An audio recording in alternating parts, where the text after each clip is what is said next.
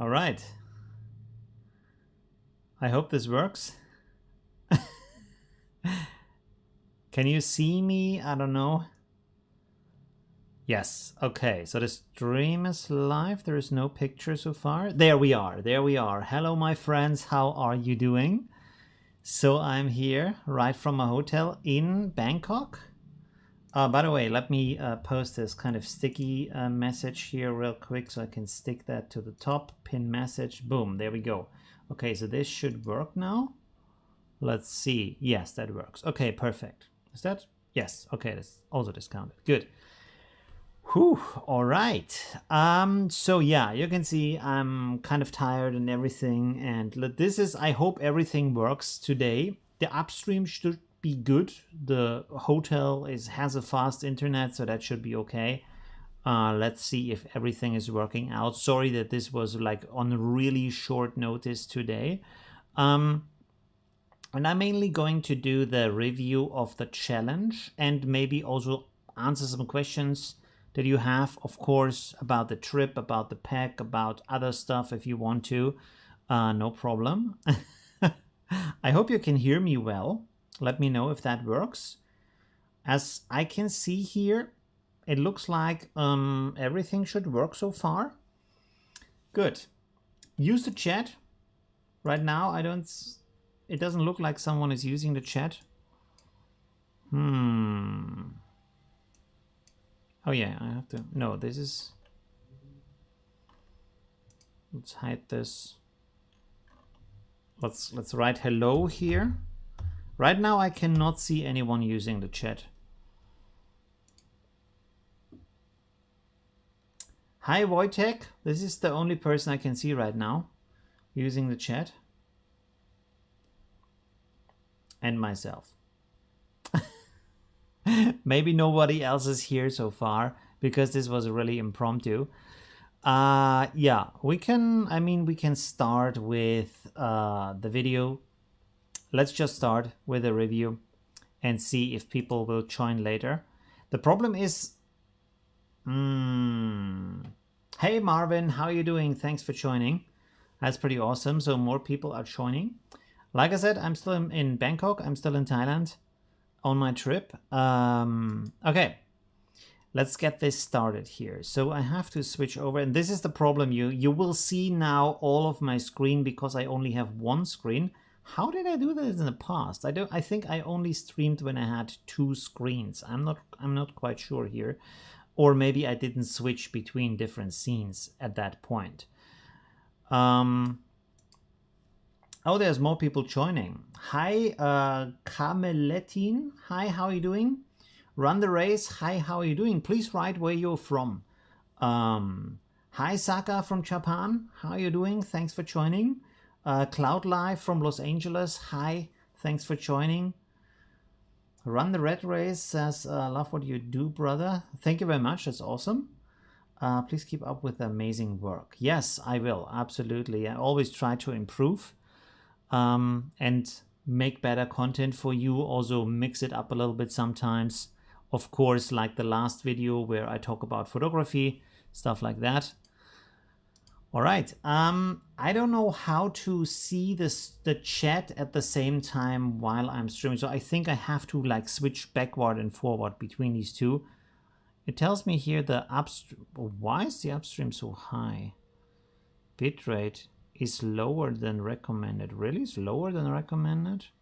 Oh, it's 2,800 kilobytes. But it should be enough, right? I don't know. Let me know. Okay, anyways, let's switch over and then probably we don't need enough. We don't need that much. How do you say? Sorry, I'm also looking terrible. I didn't cut my hair. It's like everything is like a little bit strange. Okay, let's switch over here. So now you can see my software that I use for streaming. I hope this doesn't have any kind of special data on here, but I don't think so. So here, this is the only way I can see my chat. Hi, Marvin from Germany. Thanks. Bernouit from France. Thanks for joining. Simon, hi, how are you doing? Okay, and here we have the challenge. So some very interesting entries, basically. From the first one is from Marcus. Is Marcus on the stream? I think I just read Marcus, right? No, Marvin. Okay, anyways, let's switch over here. So this is the first one, and a lot of people seem to use or like the Sunset Intense Violet. Maybe I should do more of those in the future. Let me know. So this is the first one, looks like this, very nice. And I will open up some of them, like this is the good thing, we have the source pictures here, like this is the original picture. And I can open this up in Affinity Photo, of course, and play a little bit with that to give you some feedback, to give you some ideas. I thought maybe I should still do a video about LUTs. I think I have a video on my channel. Maybe I should have linked that in the kind of a PDF with the pack, right? Okay, let's do this. So I will copy this over, copy image, yes, and then we go here. Oh, this is still, you can see this is how I make my thumbnails for the live stream. I have a master file where everything is set up, and then I just change the picture and the date, easy peasy, and this saves a lot of time. So this is good to have these kind of master files or template files, so you can work easier with that. We don't have to save that. Okay, let's go here, new from clipboard. So we have this picture here now.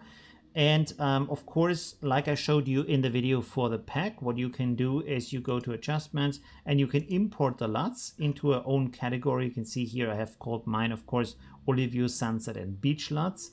And there you can then simply select these. And by the way, this is really important because some people seem to mix this up. Some of them are called sunset, so only those are for sunset pictures. And then there is the beach LUTs, and they are for pictures who are not sunsets, but like more beach kind of situations, right? Okay.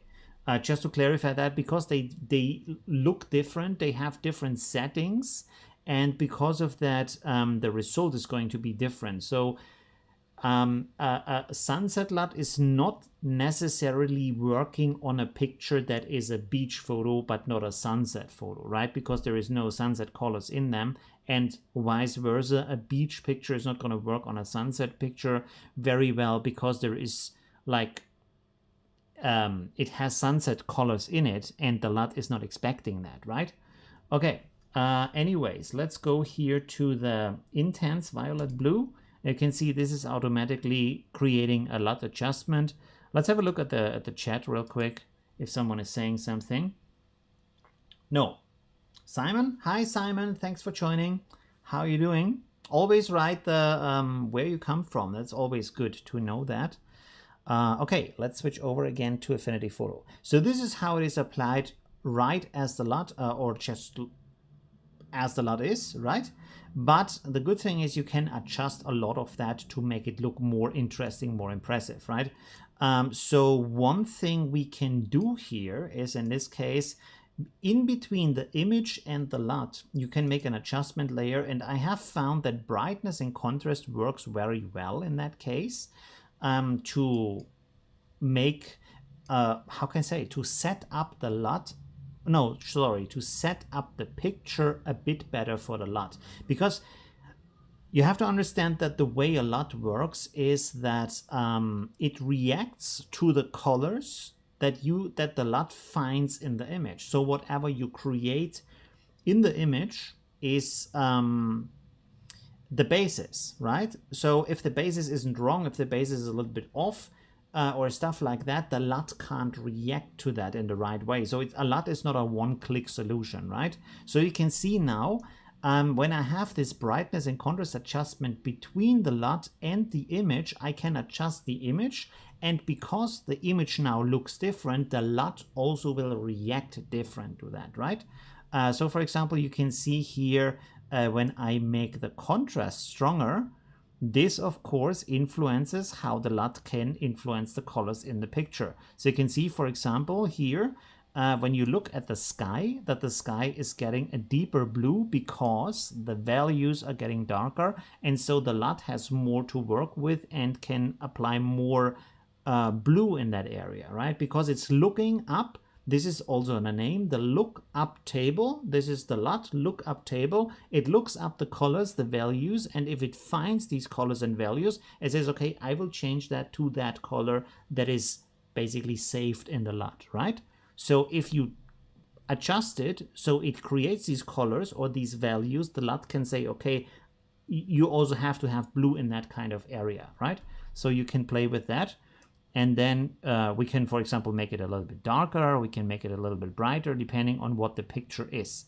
Now, another thing we can do here, because when you look at the original picture, it doesn't have too much color in it, right? So again, the LUT is reacting to what it finds in the image. So what we can do here is we can also create a vibrance adjustment, and in Affinity Photo, vibrance adjustment has both vibrance and saturation in it. And so what we can do is to, for example, enhance the saturation here. So you can see now we have more color in the sky, more color in the sunset. So if I turn on my LUT again, you can also see that the colors, as you can see here, are getting stronger in some areas. Not in all areas, but in some areas. You can also play around with the vibrance. And you can see that this is changing the picture. You can see, for example, right now up here, the blue values are different. Wow, my my laptop is getting really hot right now. Let's see. I hope this doesn't influence the stream. Is the stream still on? Because I don't have a second screen, I can't check on that. Oh, there we go. There's a lot of happening in the chat. Let's have a look here. Rat Race is from Cambodia. Hey, you're like in the next country. I would love to visit Cambodia, but I can't because of the lockdown situation, right? That would be, I love Angkor Wat and Phnom Penh and everything there, right? All right. What else? I would say Simon from Huntington, UK. Hi, how are you doing? Awesome. Toti from, is that how you pronounce it? Toti, I don't know, sure, from Sweden. Hi, how are you doing?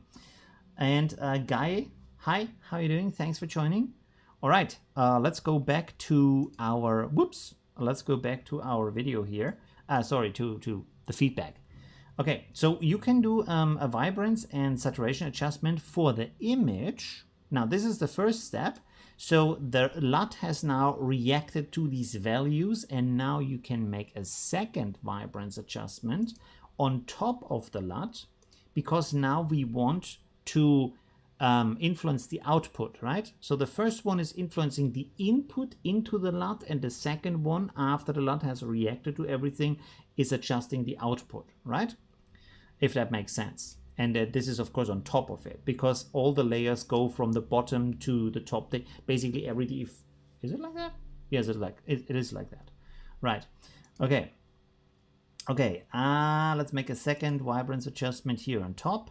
And you can see now, if I adjust this also, I can get the colors more intense, right? That are already there, or I can reduce them, of course, but we want to have it more intense. So, for example, you can do something like this. Let's go back to brightness here, brightness contrast, and we can, for example, say, let's pull the brightness a little bit back and maybe make the contrast even stronger. And so you can see that now we have the values a little bit more separated, right? We have a very clear blue, we have a very clear pink here, and some orange down here in that area. So this is how you can influence that. And let's compare this to just using the LUT. So this would be the result with just the LUT, right? With no extra adjustments applied. And this is when we have the extra adjustments applied. You can see you can do a lot more with that than just what the LUT is doing on its own, right? Okay, good. So that was the first picture. Let's close this and have a look at what else is going on. Oh, let's have a look at the chat. Hi, Dithering from Australia. Wow, okay, hi. 3 a.m. at your place. At my place, it is right now, as you can see, midnight, a little bit after midnight, actually. So, yeah. Isn't that crazy? Like how daytime is like everybody at any point during the day, no matter what time it is, someone is going to bed, someone is waking up, someone is having dinner or like a meal in the middle of the day. That's kind of crazy, right? All right. You pronounce it like most English people do correctly. Oh, okay. That's good. Interesting. All right. Hi, Phil. How are you doing? Thanks for joining. All right. Let's go on to our next picture here. Boom. No, that's not that. Okay. Thank you, Marcus, for the picture. This one is the next one here from Eileen. So she has used also intense violet blue. This looks more like a little bit orange, but it's a very nice sunset color, especially if you look at the original picture, which is this one, which is a nice picture. But as you can see here, reality is a little bit of trivial is the right pronunciation.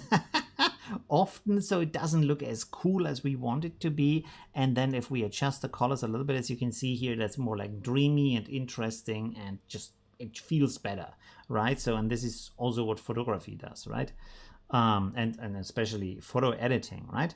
Again, let's copy this picture over into Affinity Photo, and then let's have a look at what we can do. Again, what did she say she used? I think, yeah, intense violet, sunset. That's a sunset. I would say that's a sunset. Okay, that's good. All right, so let's do this again. Let's go in here, intense violet blue. You can see here it looks different, so she has already done some adjustments. Now we will again go in here and create the brightness and contrast adjustment. And by the way, brightness and contrast adjustment, interestingly enough, reacts different with the picture than the curve does, or the levels do. That is really interesting. I have to figure out why. I can't explain to you right now why that is, because I don't know myself, but it gives you a different result for some reason. But you can see in this, especially in this example, you can see how much the LUT is changing. Like we have right now high contrast. And then if I reduce this, you can see how the sky is getting blue. And when I make it brighter, how the sky is getting pink. So that's really interesting. By the way, you have to look into the values that you're using to not make the settings too harsh. Because of course it's fun to play around with these settings, but especially when you have a sky like that, which has very similar values spread out over a long distance, you get this color banding and you get these kind of fragments. Of course, right now we have more fragments in the picture also because it is already compressed through Facebook. You can see these kind of pixels here that are then sticking out, because we are creating this kind of, how can I say, more intense editing adjustment of the picture.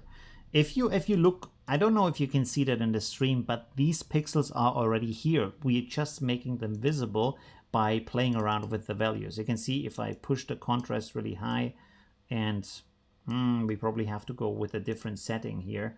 Let's go for levels, for example.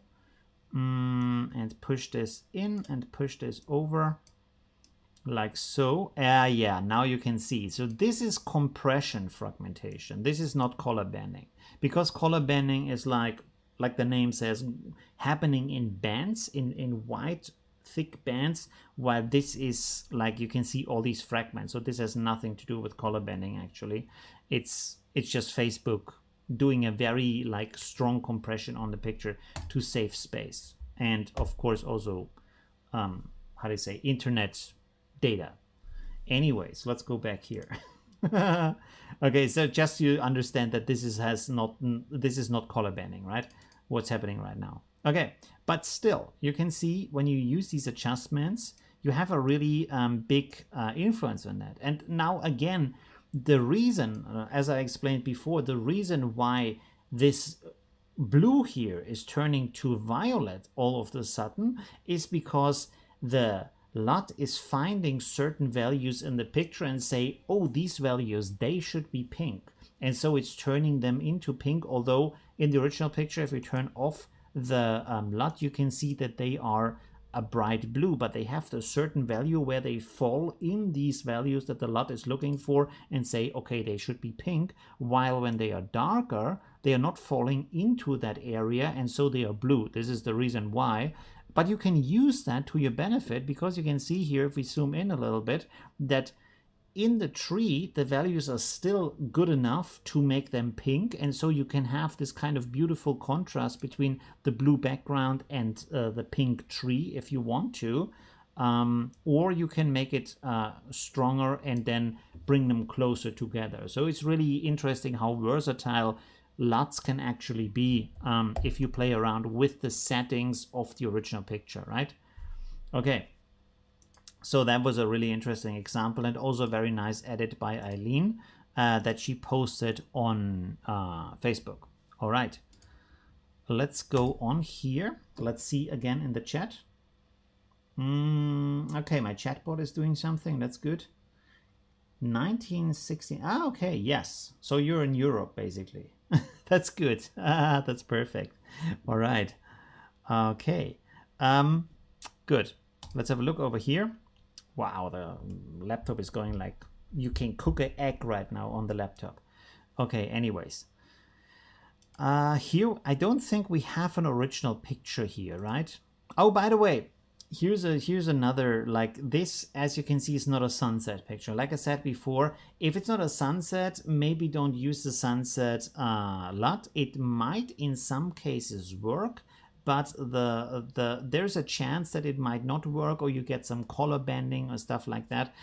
So this is why I set them up differently. I tested them with different pictures and adjusted them accordingly, so the way they react with the picture is fitting either to a sunset or to a beach situation. Of course, in a beach situation, usually you have bright daylight and you have this kind of blue sky, blue water, and like yellow or white sand. So this is kind of the colors it is looking for, right?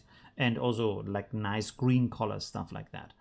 All right, very nice adjustment, very nice edit, really looks beautiful with a little bit aqua blue here. Yeah, and then we have this kind of orange. And like I said, and this is the interesting thing, like if you want to download, for example, demos from different software, you will see that every software has different kind of colors, and over time, if you work a lot with them, you can really see where certain looks are coming from, right? Certain kind of values, this kind of certain aqua blue and these kind of orange tones, these kind of green tones, especially it's kind of dark green that I have created a tutorial for that. But when you look at my tutorial, the green that you get there is not exactly the same green that you get, for example, with Lightroom, which is famous for this kind of dark saturated green. So that's really interesting. You can see it from the software. Nik Collection has a different look, and Photolab has a different look, and Luminar, of course, also has a different look. Although Luminar, I think, is getting like taking a lot of inspiration from Adobe in recent times with Luminar AI. I guess because they want to, of course, like have results that are closer to the market leader, where they say, okay, our software is cheaper and it's easier and it has AI support, and it can create very similar results to what you know from this and that software, right? Okay, and with Affinity Photo, it's a little bit harder. The reason for that is because Photoshop has Camera Raw and it has Lightroom, and they have these kind of calibration sliders that push specific colors into different values. Like when you have blue, and it pushes the blue into rather this kind of aqua tone, or in a dark blue, like, how do you say, king blue, basically? Is it king blue? Is that the term in English? Let's look that up. King blue. Let's see. Is that the right one? Whoops, not Bluetooth. No. Yes, this kind of blue, right? Or this kind of blue here. So that's really interesting that you have this slider, and you don't have these sliders in Affinity Photo. This is why it's so hard to make this aqua orange look in Affinity Photo. Because you have to like use a lot of different sliders to actually get there, while actually in Lightroom or in Camera Raw, it's basically just one slider you move and you have that look, right? That's really interesting. Well, you have to do a little bit more adjustment, but basically you can do it with one slider. Okay, anyways, let's go back here. Let's have a look at the chat room real quick. Royal blue, yeah, okay, that sounds makes more sense. Right, okay, there we go. Okay, there we have aqua orange cube look, and this is, yeah, this is the, oh wow, look at that. This is the beach look used for a sunset. Naughty naughty. This is not how it's intended. This is not a beach. It's a sunset. Really look out for that. That's important. Okay, here we have the original picture. Let's copy this over and look at the difference right now. Maybe in this case the difference isn't even that big, but still, let's have a look at that. So here we have the picture. And now we go into our adjustments here. And there we have, let's see. Okay, we have, first of all, we need our beach aqua, which looks like this. So this is beach aqua right now, right? Okay. Let's go down here to sunset aqua orange. You can see it's a little bit different, right? So the sky is darker and the orange is still kind of the same value, but the clouds, the darkness in the clouds is more pronounced to give a more dramatic sky. So it does actually make a difference. And then, what did I click? No, this is right. Aqua, sunset aqua orange, but I also have created a dark orange version, which is more actually not dark orange, it's more like dark in the sky. As you can see here, so this makes the clouds even more dramatic. Like I said, different kind of setup. Let's go back to beach aqua, this one.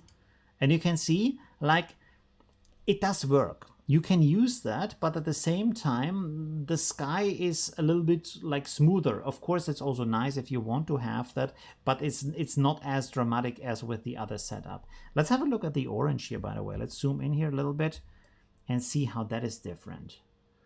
Where's my sunset? There. Oh, interesting. So the orange here is less saturated, which is interesting. Okay, let's go for the dark value. There's a little bit more saturated in this case.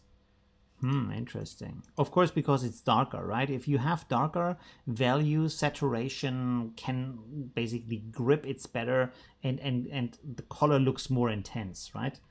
Let's go back here to our beach. Bloop, like that. Yeah, more intense. Interesting. But that's also, that makes sense because in daylight you have, like, there's more happening, so you need stronger colors to compare that. Also, and that's also an important part here, if you would use that on a daylight picture with the beach and the sun, the sky and stuff like that, probably this one would be too intense, which is on purpose, so you can use opacity to reduce these values to look good with your picture, right? So if you use that on a beach picture, it probably would be really intense, and then you want to tone it down a little bit, which just gives you the ability to work with a higher range of pictures, right? Because here it actually looks good. Okay, cool. Interesting. But still very cool, very nice change. And like I said, if you look at this, it's a nice picture, of course, but often when we look at pictures online, especially you want to have this effect, this kind of when you are on Instagram and you're like, oh, that's nice. You want to have something that's a bit more than just what happens in real life, right? A little bit like more intense, and this is like more eye-catching, right? It's more like an eye candy. Pretty good. All right, thank you very much. Marcus, did Marcus post more than one? Oh, okay, he posted more than one. Okay, anyways. Let's have a look here. What does the comment say? Nothing so far. Okay. All right. Let's go to the next one. This is by Damien. Thank you very much. What do we have here? Nice sunset at the beach. Photo is from Unsplash. Okay, very nice edit. Really interesting. Did we, by the way, did we leave something out? No, so far not. Okay, that's good. Let's go back here. So this is the original picture. Again, very nice. And this is the edited picture, which is pretty cool. Very nice. Really cool. You can, by the way, you can also use a gradient if you want with your LUT. That's also possible. So for example, what you can do, let's copy this over here again. Again, always just the wrong one. Let's go to sun here, and then what did he use? Burning orange, maybe?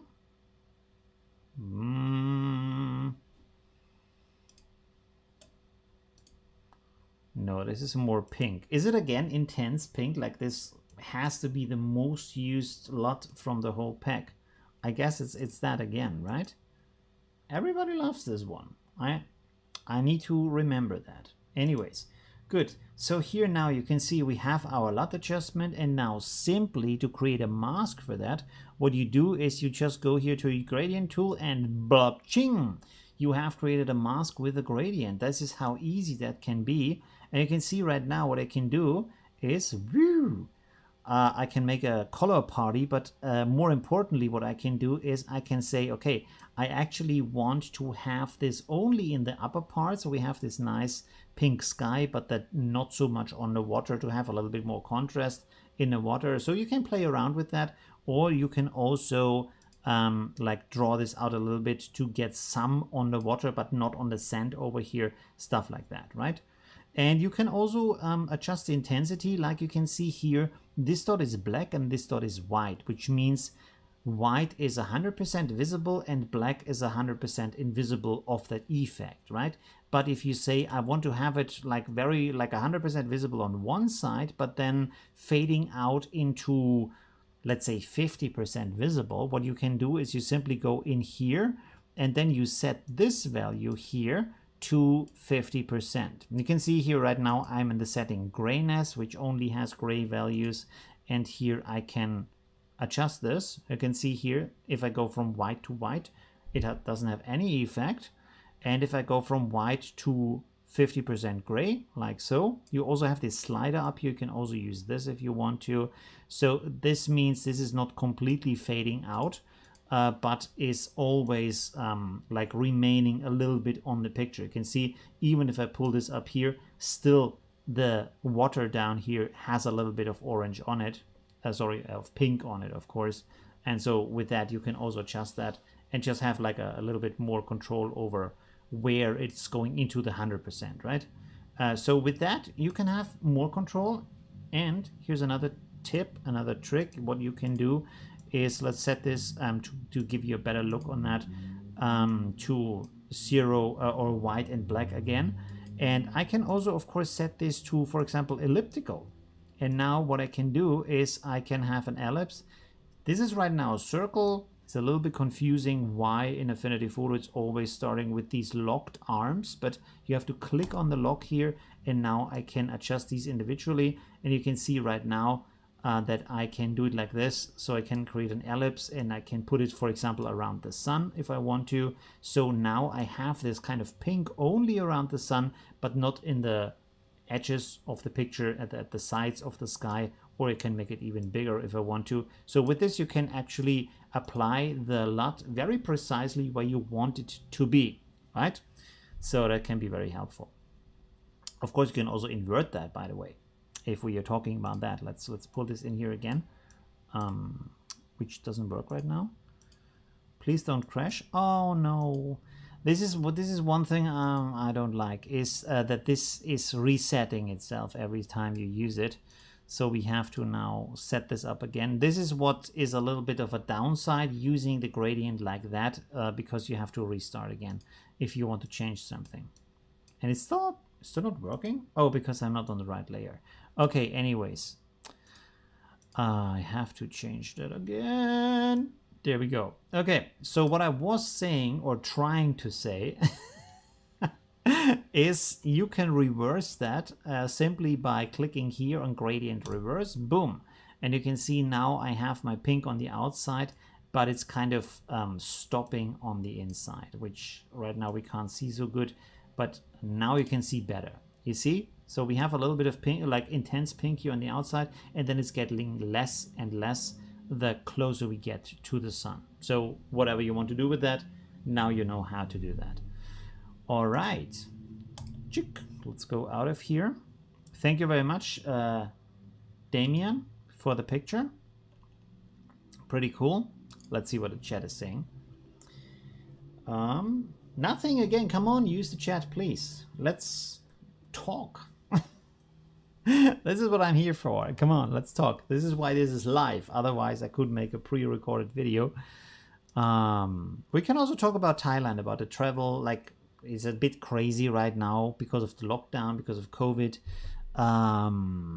Everything is closed, which is kind of not really what I expected, because when I booked the flight, everything was okay here. They had very little cases, and then Songkran happened, which is their new year, and then everything closed down. And so it's like, but I can still look at some pretty cool stuff anyways. It's still working somehow. All right, so let's look at the next one by Misha. Thanks for posting that. So interestingly enough, in this picture, this with the more color is the original, and this down here is the edited version. But that is very interesting. You can see here it has removed this kind of yellow touch from the picture, and everything has this kind of flat orange. It looks a little bit like peach colored in this case, a little like how do you say, pastel pink maybe.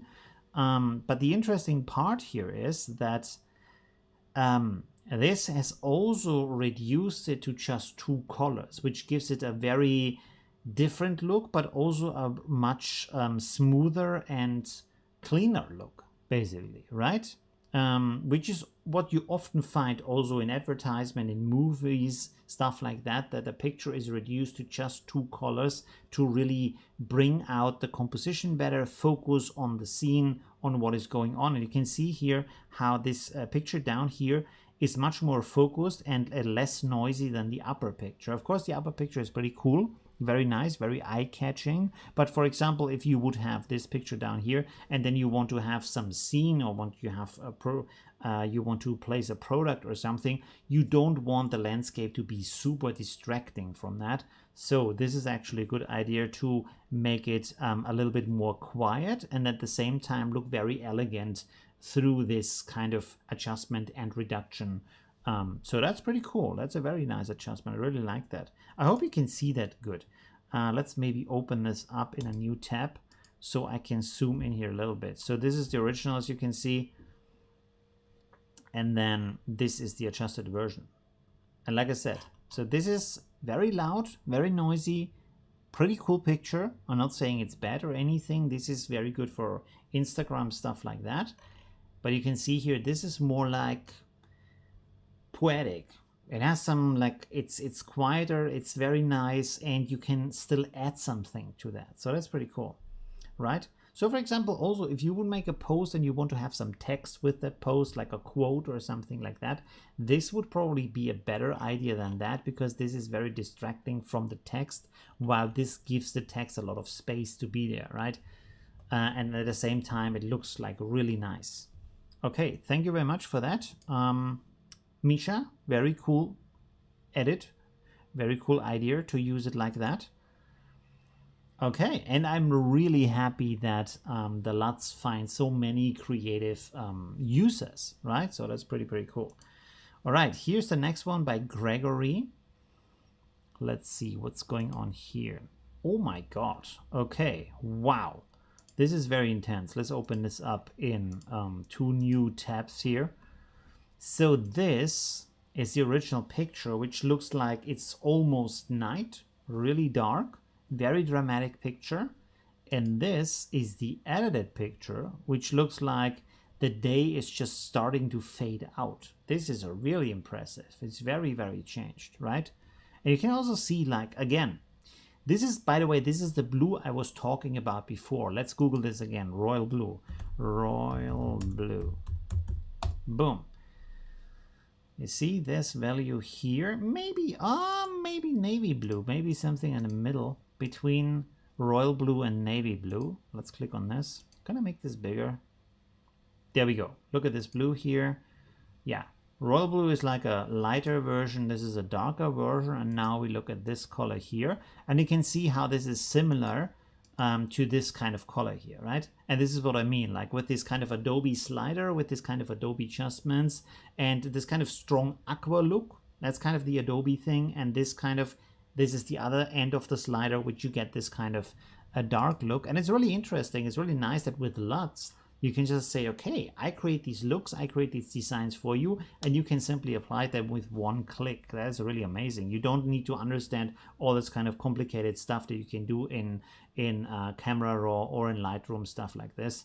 You can just apply it and have this cool look, and you don't even need the software. That's almost like a hack, right? That's yeah, I'm really happy with that. Sorry that I'm patting my own shoulder, but I'm really liking the idea. And I've never seen it anywhere before that people say, hey, look, if you want to have that kind of look, just use a lot. You don't have to have this kind of software and do all these adjustments, stuff like that. Anyways, so that's pretty cool. Very, very nice. And he even has a description here what he did. So let's read this real quick. Gregory says, first, I did a basic white balance by copying the image, average blur the copy, inverted it, and set it to a soft light blend. Very interesting technique to do a white balance. Then secondly, use a curve to remove the yellow tint and brighten the image. Was there still a yellow tint? Okay, I understand. I see, yes. Because the white balance, of course, doesn't remove the yellow tint. It's more like just creating the white balance, but if there's still yellow in the picture, of course. Third, added the sunset technical punch colorful LUT. Awesome, okay. At 100% opacity, interesting. Fourth, I worked with levels and contrast to bring back some detail when the sun is peeking through. When the sun? No, where the sun is peeking through. Okay, interesting. Then a fifth, I added another curve adjustment to bring out the highlights in the upper part of the image. So using a gradient to just make the upper part brighter in the highlights. Really cool. And this is probably also what you can see here, where we have all these bright details in the clouds, which here are pretty dark in the background. Everything is very dark, and here you can see like this kind of light shining through, and you can also see over here some little details. That's pretty nice, very cool. And also, of course, down here where the sun is breaking through, right? These kind of fine lines here, stuff like that. Very nice. And then, of course, added a sun flare to give this kind of bright sunlight effect, which is a very cool idea. Very nice. Awesome. That is a really amazing edit and a very, very strong transition from one picture to the other. Completely changed the daylight situation. That is amazing. Really cool. Great. Okay, thank you very much, Gregory. Really awesome. Let's see, does the chat say something? What was your favorite meal in Thailand? In Thailand, everything is good, basically, because Thai food is just amazing. So you can just go. And by the way, also Thailand is very clean. So you can go to any kind of street stall, any kind of street restaurant, and they come there with their carts at night in a little alley where there is nothing else. And they just put up the cart, and they have some coal for the heating or gas, and put on some plastic seats, and you just sit there on the side of a road. Might be a little alley, might be on the side of a 6-lane road, stuff like that. And you eat your pad thai, and you eat your fried pork with rice and or noodles or duck or whatever, like shrimp, everything, you know. It's really crazy. And then next stand right on the road, right there, with no like any special equipment or stuff, make like these ice drinks for you, really tasty stuff, a lot of variation. Is really crazy. And I've never gotten sick in Thailand from this stuff ever, which is really interesting. So yeah, it's really cool. You can eat a lot of stuff. Of course, with COVID, you have to be more careful. So you only eat stuff that has been cooked before. But usually you can also eat fruit and drinks and all this kind of stuff. It's really awesome. What are you doing today? Today, just going to sleep. It was a really long day. You can see I'm super tired. My eyes are probably like super small right now because I was walking around all day long. I tried to film Wat Po for you, which is one of the most famous temples in Bangkok. It's closed. Which is not nice. And also the palace is closed. Everything is closed basically right now. So I had to go to smaller temples, and they are open for some reason. Like, this is what I don't understand. The famous temples are closed, but the big malls, they are open. The markets, they are open. The small temples, they are open. So you can do a lot of stuff. You can meet with tons of people if you want to, but you can't look at the good stuff. I don't know why. I mean, there's no tourists here. Like, you're alone, even at the more well-known areas, right? And also the hotel prices are amazing. You can, like this room I'm right in here right now, I pay 500 baht, which is about 500 baht. How much is that? Let's calculate this real quick. That is, I'm paying 13 euros, and usually I think this room would be 3,000 baht, stuff like that. Would be 81. So yeah, you have everything to yourself, and you have super prices on the hotel rooms. It's really amazing right here, right now, but at the same time, a lot of stuff is closed. Okay, here's Peter. What is this? Oh, he also put the location if someone wants to take a photo of this. This is basically the same situation as with the first picture posted, where it's very nice. Again, I guess this is the same kind of intense violet. I really should do some more LUTs like this, I think. So again, you can play around with these settings as I've shown before. Should I show this again? I don't know. Let's make it a quick one this time. No? Oh, I think I copied the link instead of the picture. Let's go again. So again, what you can do here is, first of all, let's select the LUT real quick. Is this a sunset? Kind of a sunset, right? Okay. Intense violet. Wow, that's really intense. Okay. Did he do that?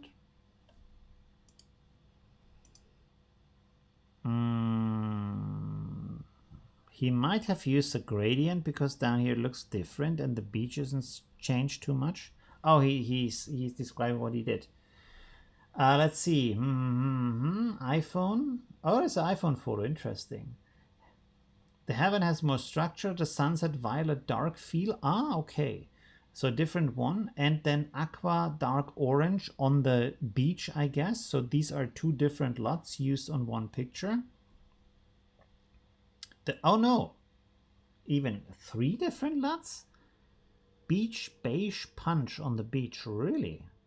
Remove different areas from the LUTs with a mask brush, all done in about 10 minutes. Wow, interesting. So there's a lot of LUTs applied to the same picture. I didn't expect that, to be honest. Very interesting.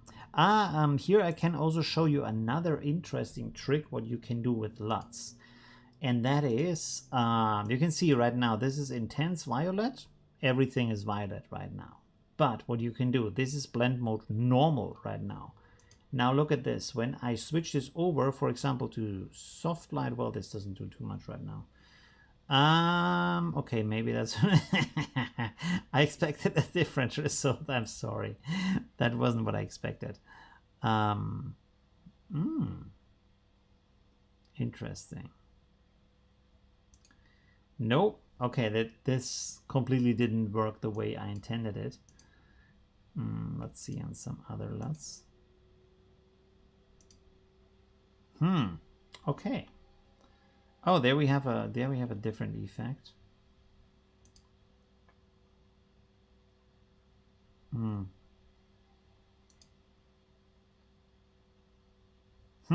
Interesting. Because usually you can use, oh, this is actually normal blend mode. You can use different blend modes and then get interesting different results from LUTs. So LUTs don't always have to be used in a normal blend mode. You can play around with the blend modes, but in this case it didn't really work like that. What did he say? Dark feel, sunset, dark feel, violet, dark feel, there we go, like this. And again, like I said before, what you can do is that you now create an adjustment layer between the image and the LUT. I will make this quick because I already explained that. And you can now play around with the brightness, and you can play around with the contrast to give the LUT a different way of interacting with the image. And you can see, right, for example, when I do these adjustments, that the sky, of course, is changing, and also how the LUT is spreading out the violet in the sky is changing. So you have the violet more like just in these areas, while these clouds up here are staying more white, for example. You can see here, if I change this, actually not. Interesting. Is this the same? I changed a lot. Okay, sorry. my mind was still in the intense violet LUT. Okay, interesting. But still, you can see that this gives a different result in the sky, and you can still apply masks basically here to limit it to the upper part. By the way, another thing, this is a good point we can do with this one, for example, is when I put this in a group like this and then apply a mask to that, and this time we are not going to apply a mask the way we did before, but instead we are going to use a rectangle. The benefit of a rectangle is that I can adjust the gradient afterward, because it's not rendered into the layer like you would have with a normal mask, which is pixels. A gradient in a rectangle, because a rectangle is vector, is just a mathematical spread out of a gradient. It's not actually a pixel gradient, and this is why you can then go into it afterwards, but you have to do it a little bit different. So what you have to do is, let's paint this in here, and what you want to do is to just make one side transparent like this, and because in this case it's only picking up where is pixels or where is color, basically where are values and where is nothing in the case, in the sense of alpha, in the sense of transparency, right? So now if I apply this right click mask to below, you can see that this is only applied in these kind of areas where we have the white color. It can be any color in this case, and not applied in the other areas where there is nothing, where it's kind of this empty opacity. And so with this, I can, for example, pull this down. You have also this little line here, a little bit hard to see, but I can pull this down, for example, to make the gradient on this side shorter. And then you can see I can make a very short gradient down here. And now my adjustment is just in the sky. And still, I can go in here and, for example, adjust my contrast and my brightness. And I do this now just for the sky and not for the beach below. Right? So this keeps everything non-destructive, the whole complete process, right?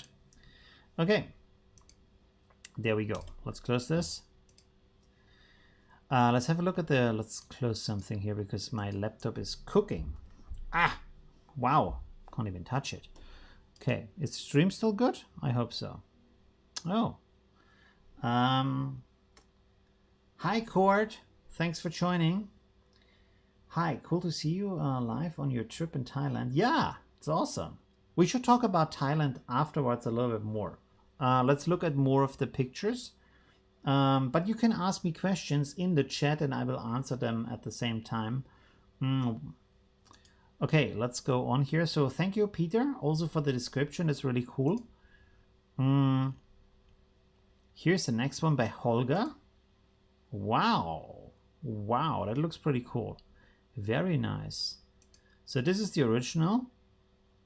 And you can see now here also, this is, I think, a good example where you see in the original picture that everything kind of has the same value. You can see like the water is more like beige brown and the beach is beige brown. And so you don't really have this kind of separation visually that gives you an idea of what is going on in the picture. And we always we feel better when everything is in order and we understand the situation. So if you visually separate things out and say, okay, this is that, like water, and this is that, like the sand, it feels more pleasing to the viewer because the understanding is easier and it makes us more relaxed, right? Looking at the pictures. This is why this very often happens to do that.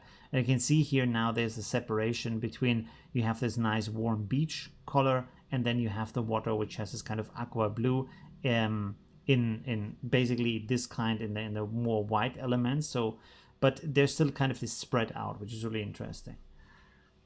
You use the sunset aqua peach. Interesting. It's a sunset actually. It's actually a really bright sunset. Again, let's copy this over real quick.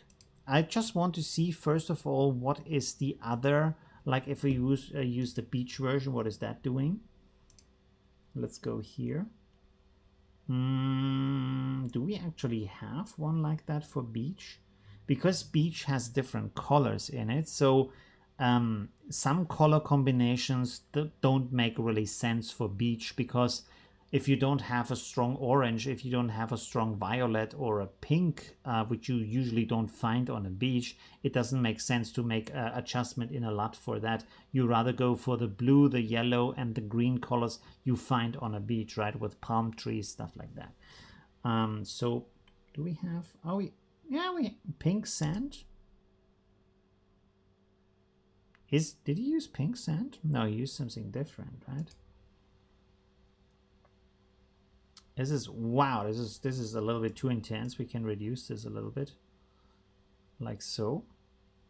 Okay, but so this is what it looks like if you use the beach one. And then what did he say he was using? Sunset Aqua Peach. Okay, let's have a look at that. Sunset Aqua Peach. Sunset Aqua Peach. There we go.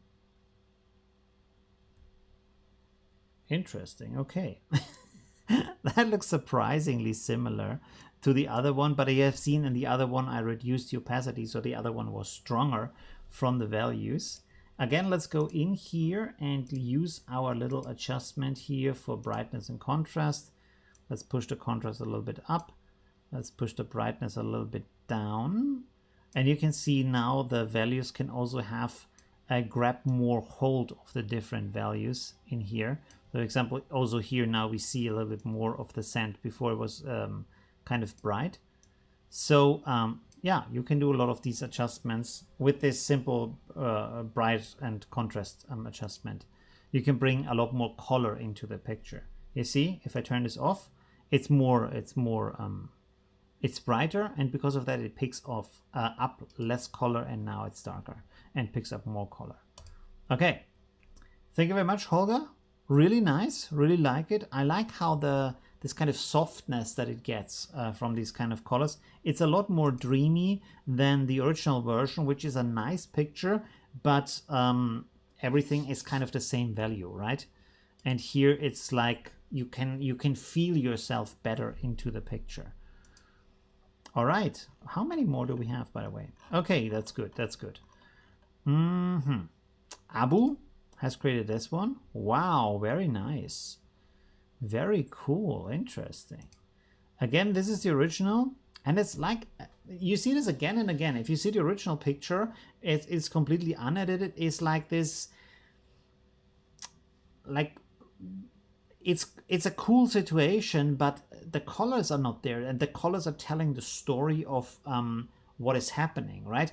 Because the difference between just a photo in its unedited state and the photo that you have adjusted so it looks like what you want it to look is that the camera is just a machine, right? The camera doesn't know about your emotion, how you feel towards the scene, right? So by editing the picture, by bringing in specific colors and bringing out certain, like for example, brightnesses, contrast to make it more dramatic, stuff like that, you put the emotion into it, and you put into it how you want to have the feeling and the excitement of the viewer, right? So in here with this unedited pictures, like nice, but and when you have these colors, there's a lot more happening. You feel more like this wow, right?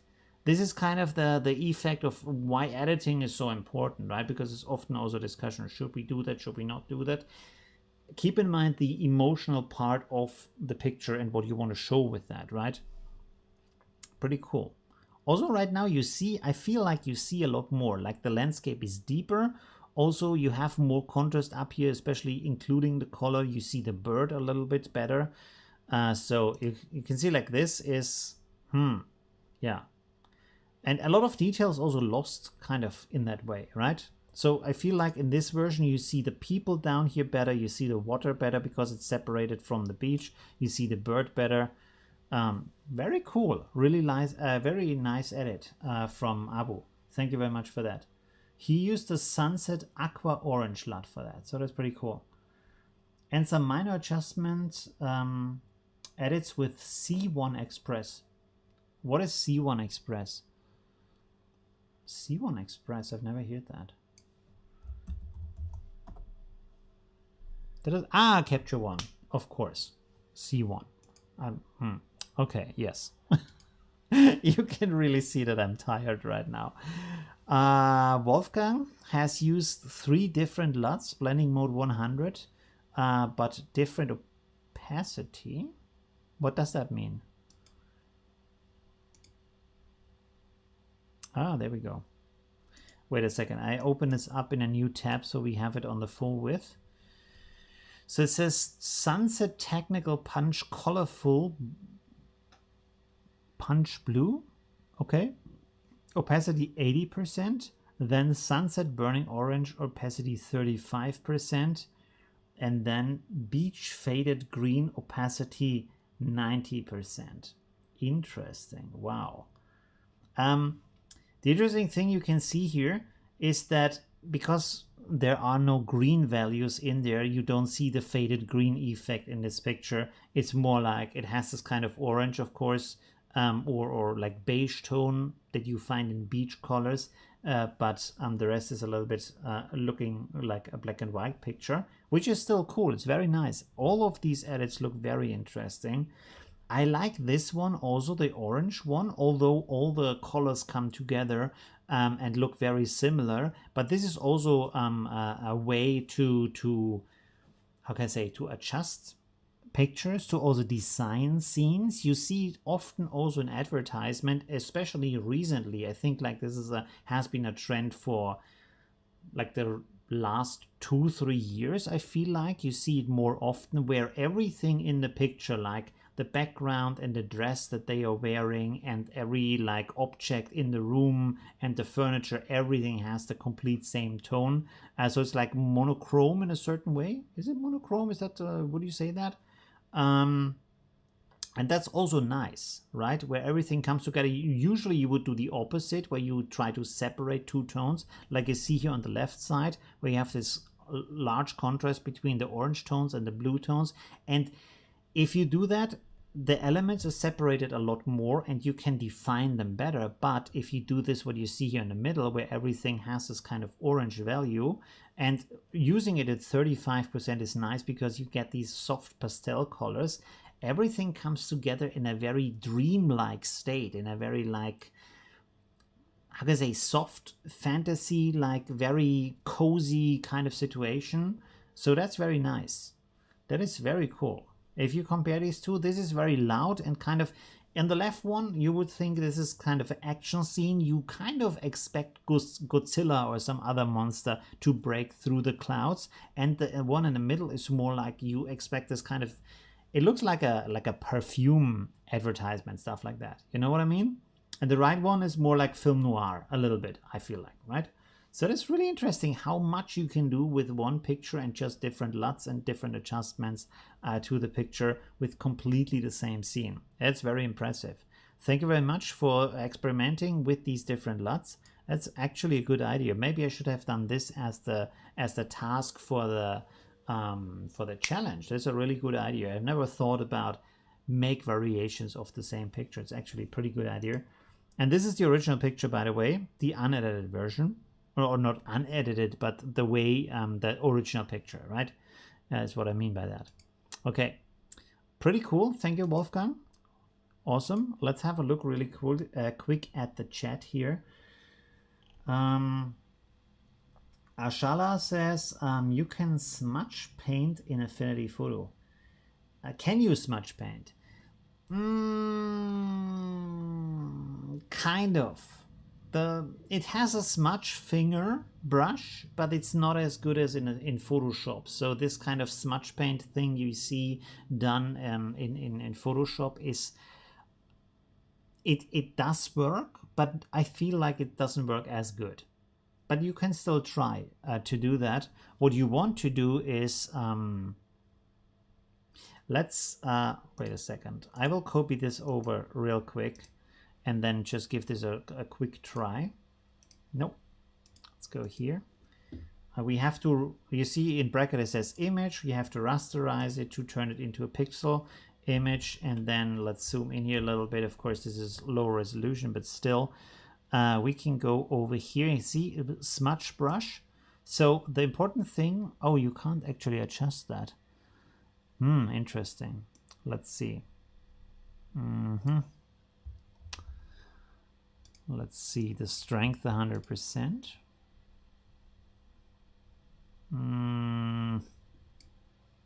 Well, I mean, you can do it, but there's the flow. So as you can see, you can use a smudge brush. You have to play around with the settings to apply that in the right way.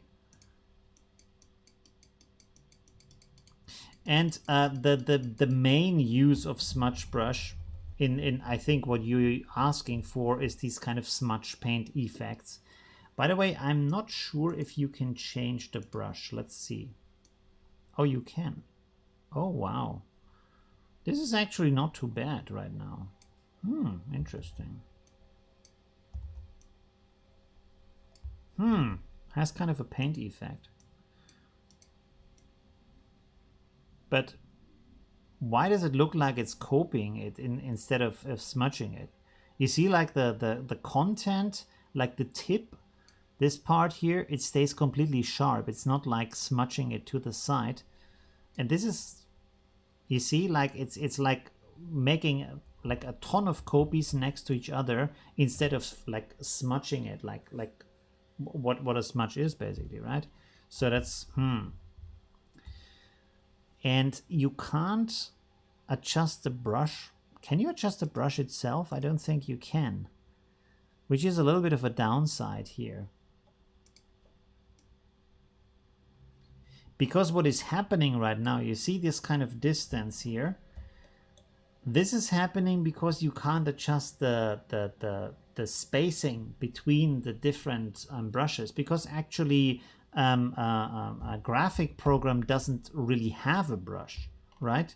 What it does do is actually stamping and then make it look like as if it is a brush. So if we go to the normal brush tool, let's go here to a basic brush, like for example this one here. Yeah, you can see circle, and then I move this along and you can see that this is actually stamping. So you can actually see the individual stamps here, and you have this kind of spacing here, and I can make this spacing wider so you can see actually the thing that's happening is that this is going tick tick tick tick tick tick tick all the time, and when I reduce the spacing to be very low, then it's going, and you can see that now it looks a lot smoother. So this is, it's kind of a trick. It's not actually a brush.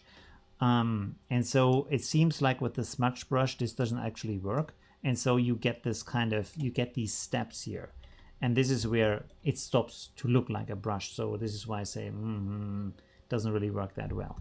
Anyways, okay, let's go on with our review because we still have some pictures to look at. Oh, my eyes, they are like burning. Anyways, let's go on with the live stream.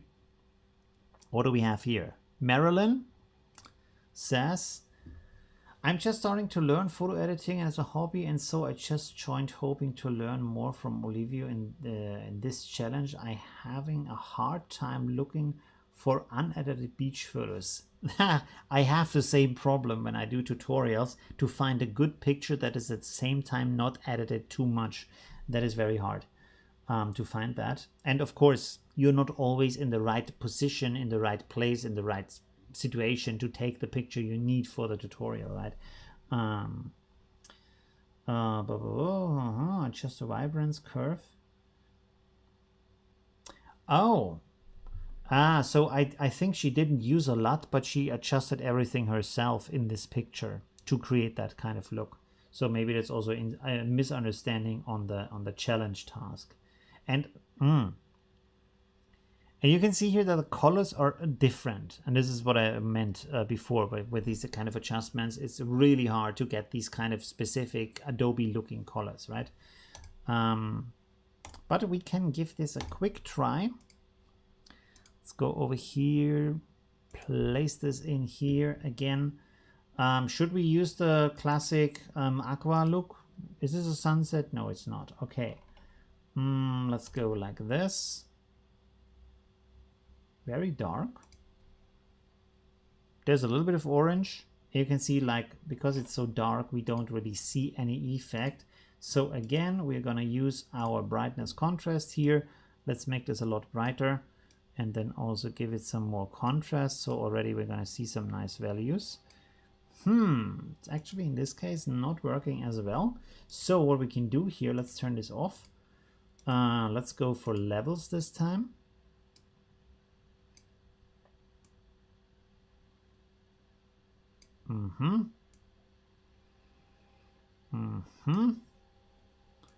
Move this over a little bit.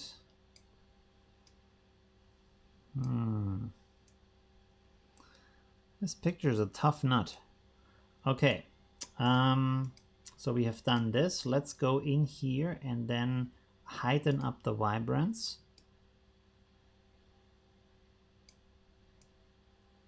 There we go, ladies and gentlemen. There we go. All right, so vibrance and saturation pushed up pretty high. So now the LUT has something to bite into. Let's go in here again.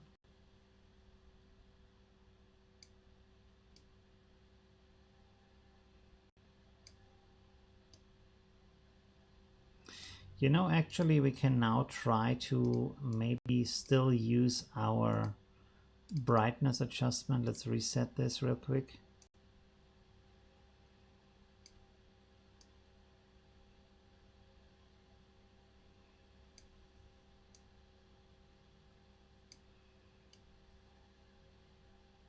There we go. Okay. Interesting. So that's not too bad, I would say. Using not too many adjustments here and the LUT on top. As you can see, now we have these kind of specific colors again. Let's have a look here. Yeah, and this is like, this is the difficulty where you get these, like, it's really hard to get specific colors, and this is what I like about other tools like, for example, Luminar or Nik Collection, stuff like that, that the filters and the adjustments are already set up in a way where you end up with specific colors. So at a certain, from a certain point of view, you could say it limits you because it creates the kind of similar looks, the kind of same looks, but at the same time, you are not having to struggle with trying to create these kind of specific colors where they know they look good, and this is why they created the software that way. So the software is taking this a little bit out of your hands and making it easier for you, so it's easier for you to create good looks with the help of that, right? While in Affinity Photo, you don't have these kind of adjustments. You kind of have to move around until you get into that direction, and it makes it difficult. So this is why also I thought, hey, this LUT pack is a really good idea because it helps you to get there and to get this kind of look, right? So that's interesting. Because right now you can see here, by the way, I'm not saying I don't want to talk bad about your edit. Really cool with the effort, but you can see that you have a very kind of, how can I say, atomic green a little bit, and also the sky has this kind of contrasting blue to that. So everything is, I mean, intense, but at the same time looks kind of unnatural and kind of strange for a nature photo, right? Like these photos could be cool for other situations, maybe a city photo or something where you want to have more artificial colors, right, that feel more aggressive, like for example neon lights, stuff like that, where you want to have like more punchy, aggressive, chemical looking colors. But in a nature situation, it's a little bit strange, unless you want to go maybe for a kind of vintage look of a kind of degraded photo where you also end up with this kind of colors, right? At certain points, like, you know, when you have this kind of fading colors in classic pictures, you can have these kind of colors sometimes with this kind of very citron green here, citrus green, right, and stuff like that. Okay, pretty interesting. All right, let's go to the next one, which is from Christian. Oh, he has put in 2 pictures. And there we have the original photos. By the way, let's have a look at the chat here. Hi, Stuart. Thanks for joining. Hi, Andrej. Thanks for joining. Hi. Okay. By the way, please always write where you come from when you say hello. That's really awesome. It's really nice to see this kind of dynamic also for the community, to see when they are in the stream that people come from different regions. So that's pretty awesome. All right, let's go on here. From Christian. So wait a second, I will open this up real quick in new tabs, and then also this here.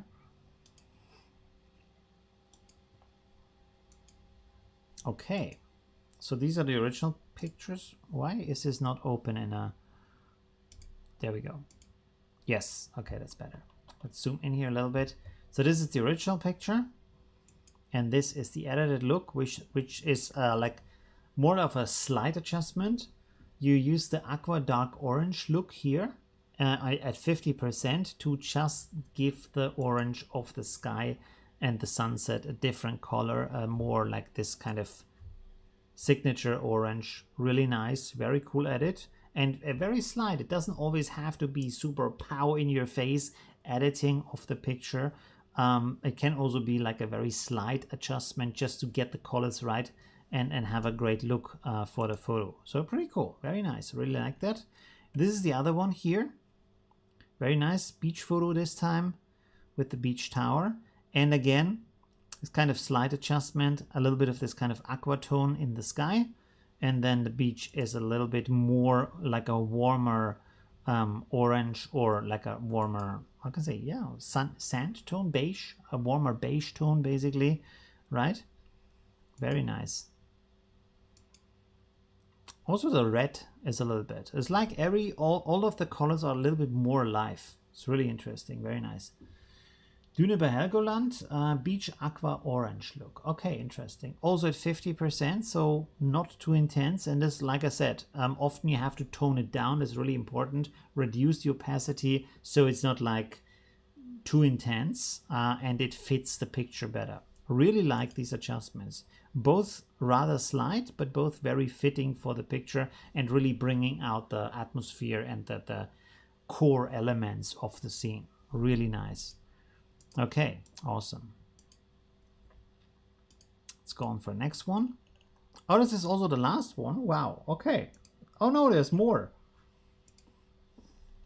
No, there's not more. There's like just I'm like yeah, sorry, I was a little bit late for the, sometimes I'm a little bit late to accept the requests. Okay, is there, did you still post something? There's something here, the original. But where is the picture? Maybe here, maybe it didn't work. If you're in a live stream, maybe you can post the picture again. I will reload. But first, let's have a look at what Jens has created. Looks pretty cool so far as a small thumbnail. Let's look at the big picture here. Wow, very nice. Oh, this I remember. This is where you asked, why do I have this color banding here? You see? And here you say you use the sunset aqua dark look, right? But this is not a sunset. This is what I was talking about before. So let's copy this picture over. And again, like I said before, this is really important. Let's close this here. You can see that we have here, when you look at this, this is how color banding is created. So let's test, wait a second, let's make a new layer here real quick. Let's test this color down here. There we go. So you can see this is this value here. And now if I go up here, we have this value here. And you can see like they are very close together. They are both blue values. So usually you have 256 values from the darkest value of the color to the brightest value of the color.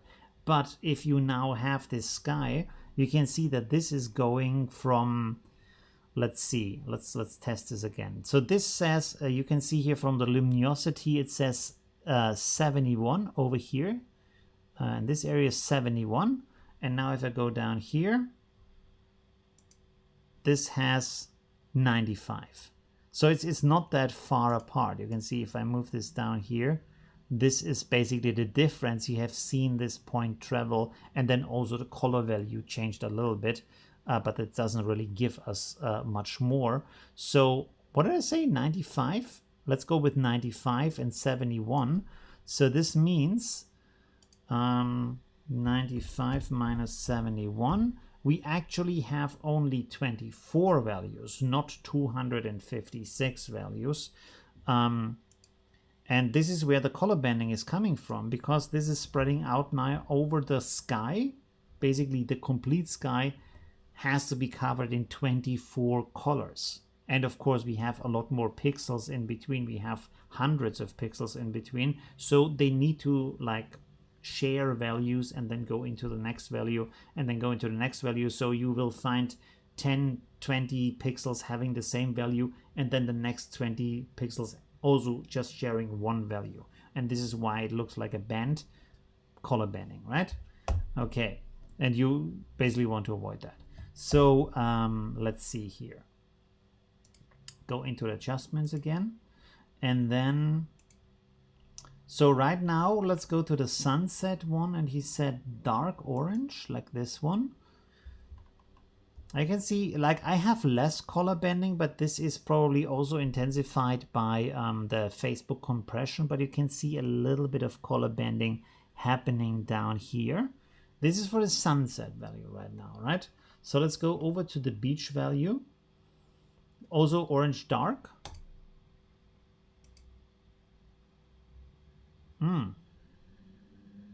Nothing changing. The normal one is changing. This is not changing. What? Wait a second.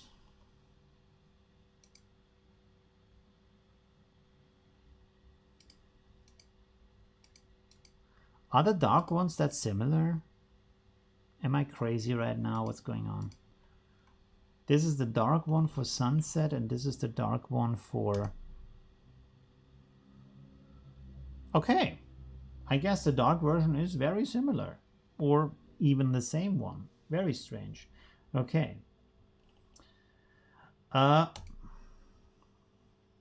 go for the normal one. The normal one is different. Okay. The dark one is very similar, or maybe the same.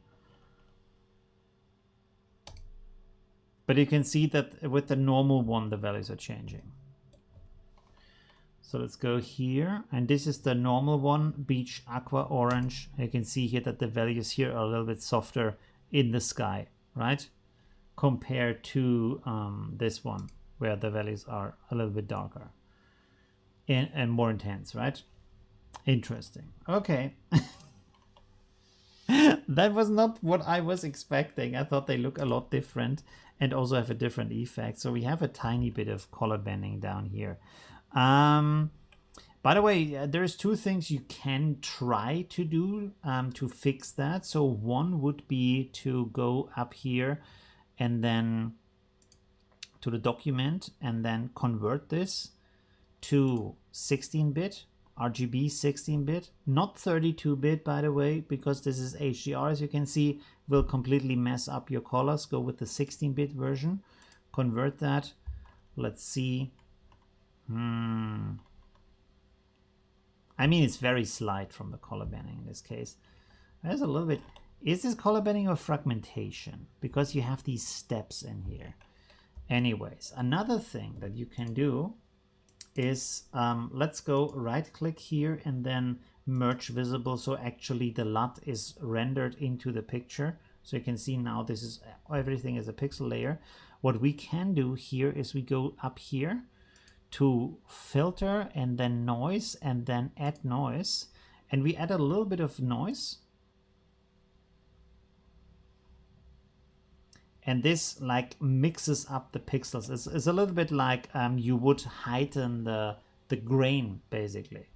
So of course this makes it a little bit more grainy from the picture.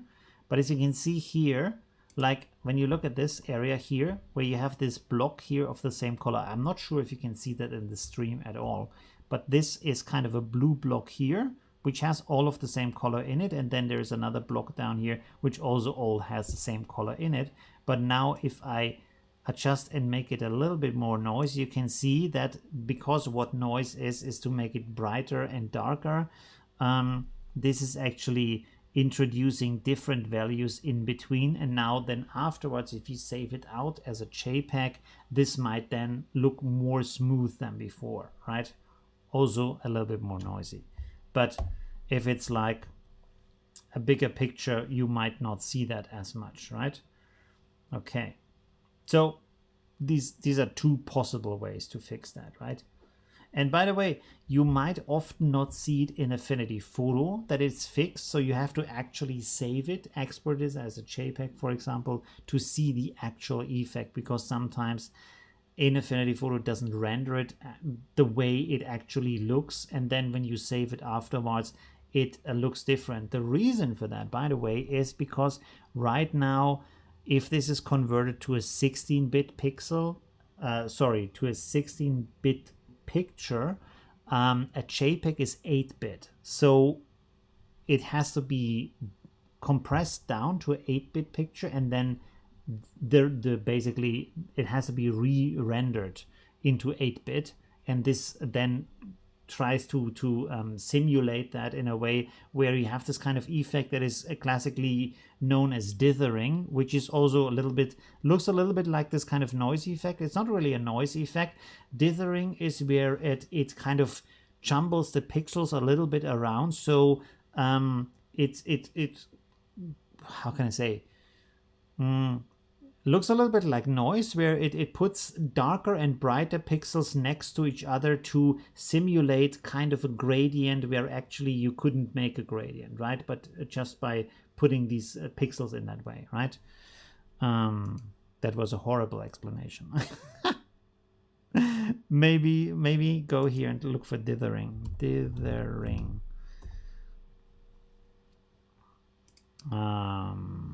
Well, this is black and white dithering, but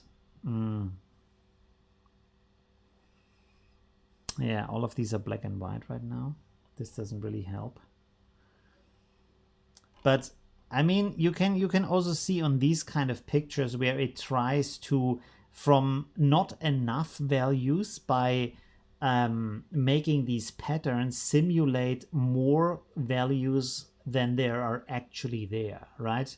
So to say, okay, this area is a lot darker, and then it's like a dark gray and a medium gray and a light gray and then a white, and actually you don't have that many values, but because you create this pattern, it starts to look like that, especially if you get a little bit further away and zoom out of that. Like you can see down here where you have the smaller picture, it looks like you have a lot of like softer gray values where actually they are not softer gray values, right? This is what dithering does. Anyways, I'm not sure that's I'm not sure if this was interesting for anybody. Way too technical. Santiago says, hi, been here from the beginning by watching on TV, so no chat, just to say hello and thanks. Thank you very much, Santiago. Awesome.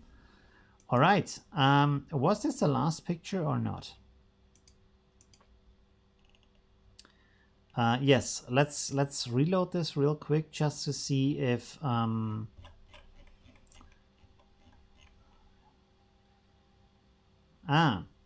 is this now the adjusted image?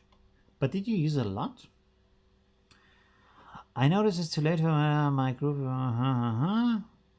3 LUTs, each invert sculpted, then painted on, slight vibrance adjustments and slight shadow. But why on a forest scene? And what kind of LUTs did you use? I'm confused right now. I mean, it looks pretty cool, to be honest. And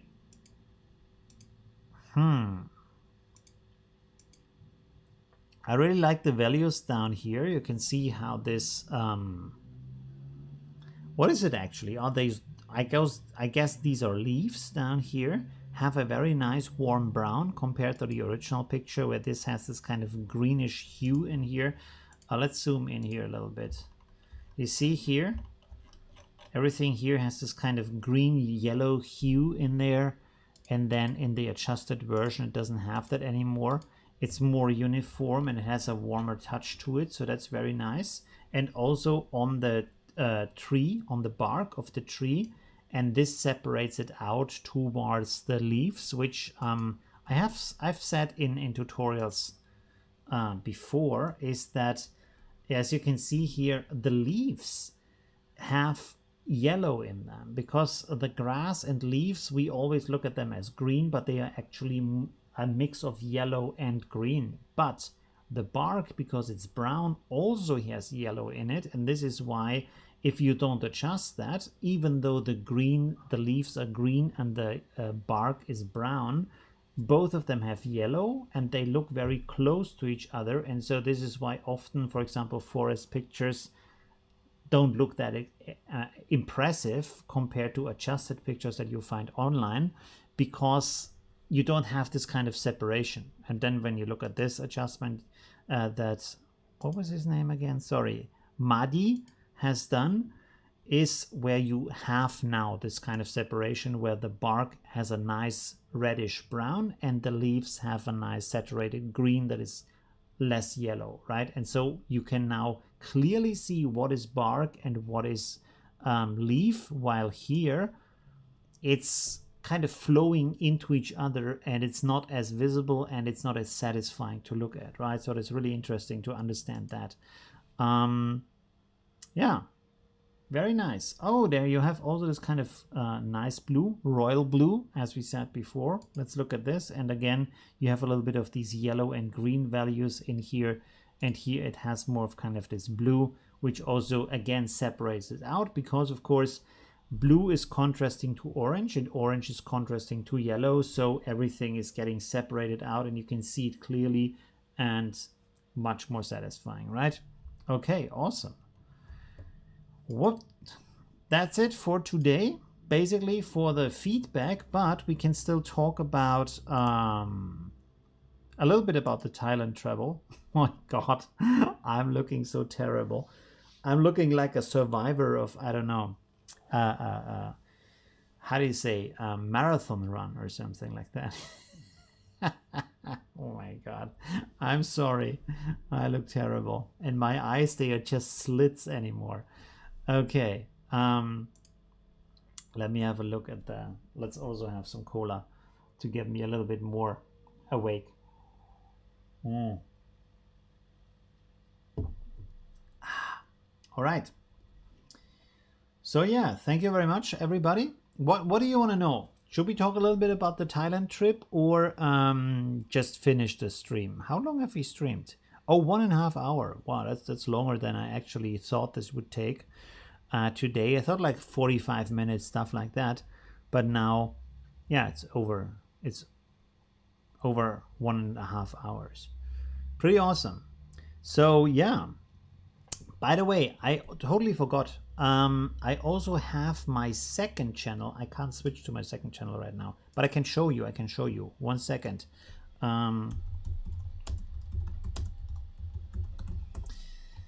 Don't leave yet. You need to check out this channel. By the way, I haven't posted a video in quite some time, but I want to edit it, the next one, as soon as possible. How do I change? There we go. This is my other channel here, minus this part here. This is not. This is my. Anyways, there you go. If you want to subscribe to that, I would be super happy. So here you can see my travel videos, travel adventures. In this video, I'm still in Ao Nang in Krabi, but I'm back in Bangkok. I was in the meantime in Phi Phi Island, so there is a lot missing, but I think that's okay because the travel videos don't actually have to be live, which is something I learned from other travel vloggers. They say it's okay if you post it later on, as long as you share your travel experience over time. Let me simply put this in here. Travel vlog, so that would be super cool if you follow there and also ask questions, make comments, stuff like that. That would be super awesome. Yeah, so yeah, and of course if you ask me questions, I will answer them in the video, and also you can suggest topics, stuff like that. So for example, another video I want to make is to test out different food. I'm still trying to find a market where you can have this kind of, they have insects like what are they called? Grasshoppers and maggots and stuff like that. They eat a lot of different things here in Thailand, and they cook it up with spices, stuff like that. And I want to try that. It's really interesting. And also give you feedback. How does it actually taste? Yesterday, a day or 2 days ago, I actually ate durian ice cream. That was a really interesting experience. I'm not giving away how it was, because that will come up in one of the videos, but yeah. Trying out different foods and different things and stuff like that. All right. Let me know if you have any other questions or suggestions or any other things that you want to know about. Right. By the way, thinking about like, maybe that's an interesting question of traveling and doing your work at the same time, or like doing my video tutorials at the same time. Does it work or does it not work, or is it interesting or not?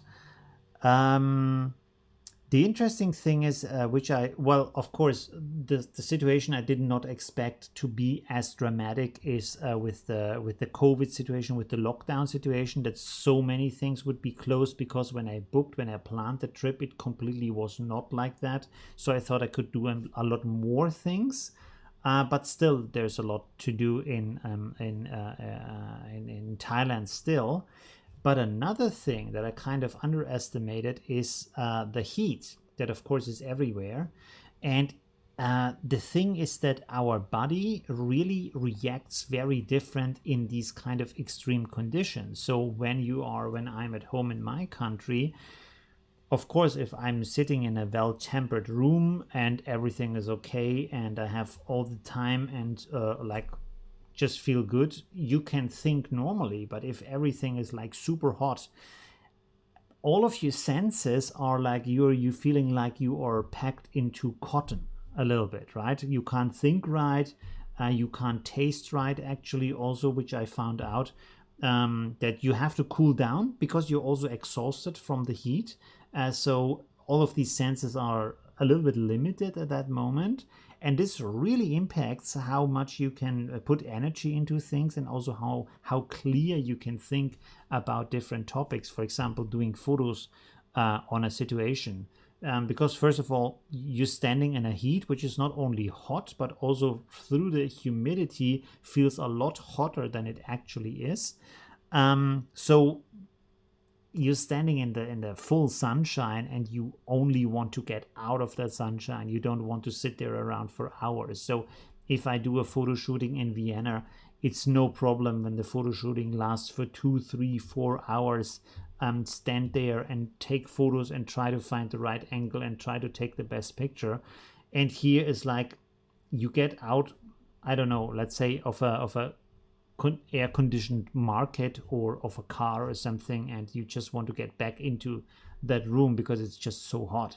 So that is interesting. You never see that when you see all these kind of documentaries and people traveling and stuff like that, that they are just boiling and like dying inside from all that heat. So that's really interesting.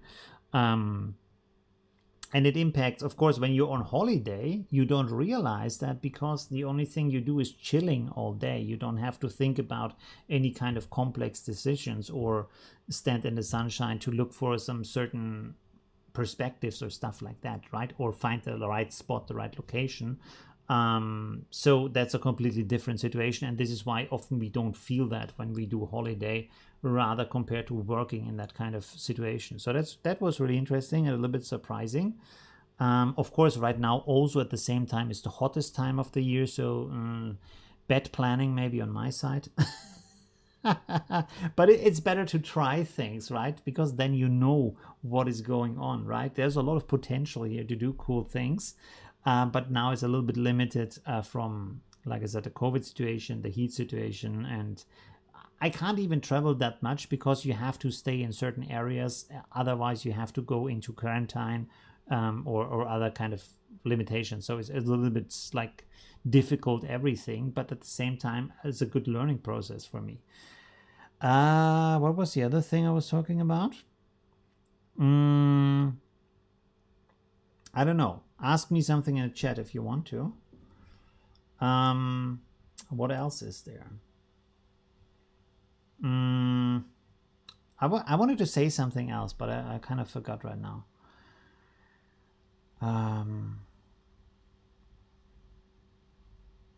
Oh yeah, of course. The thing is that if you travel and create your content at the same time, it of course both of that takes energy, and of course if you do a vlog, then in addition to that, that again takes a lot of time too. So that is at some point a little bit conflicting, where you have to decide, where you say you have to be a lot more organized, which is really interesting. This was a really good lesson for me, a really good interesting situation for me, where usually if you have just your everyday life where everything runs in the normal ways as you are like used to them, you don't have to do much planning, you don't have to do much extra thinking. But this is right now a completely different situation, so you have to handle that in a different way, right? And so you have to have different strategies to do these things. And so a major thing that stood out to me that I found very interesting is that you have to household, basically you have to organize your different kind of energy levels and what you can do at these different times. And like I said before, when you're in the heat and you're in these extreme situations, your brain doesn't function as well. So that means, on the other hand, that you have to put all the thinking into the times where you are not in this kind of situation, which means that rather than going to a situation, explore it and see what you can do with the situation, what you want to do is to use the downtime and the time where you are in a cool room and you are like relaxed and stuff like that, to prepare everything beforehand, like the location, the kind of shot you want to take, the kind of time of day it should be, and stuff like that. And then go there and be prepared and take the shot and then go home again. And don't spend too much time there because when you're there, you can't think, you don't want to be in the sun, all these kind of things. So you have to like really separate these processes, which I before did in one situation. I go there, I check out the place and take a lot of different shots. This has to be the other way around, right? And another thing that I found interesting is because you have limited time when you travel and work at the same time, you have to really plan what you do at what moment.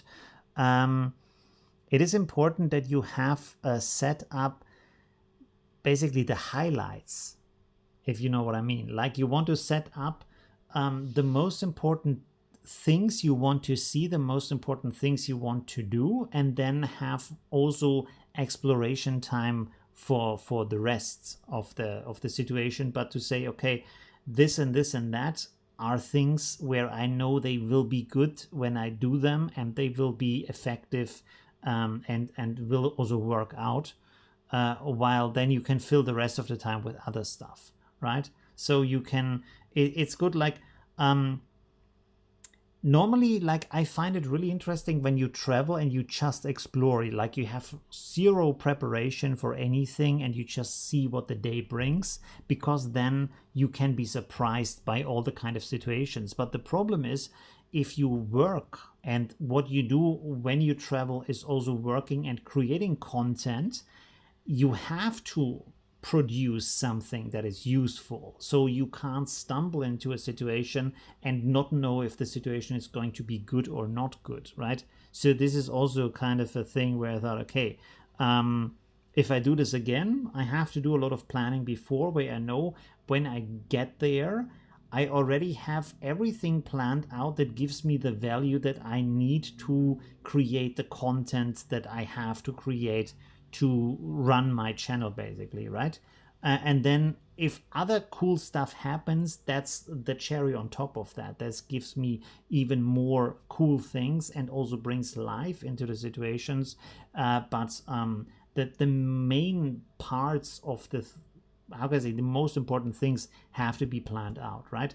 And the important thing about, the interesting thing about that is, when you want to create interesting content, you want to show something that other people haven't shown before. So of course you don't want to go and say, hey, look, I'm in Paris, this is the Eiffel Tower, like everybody has seen the Eiffel Tower, right? This is not interesting.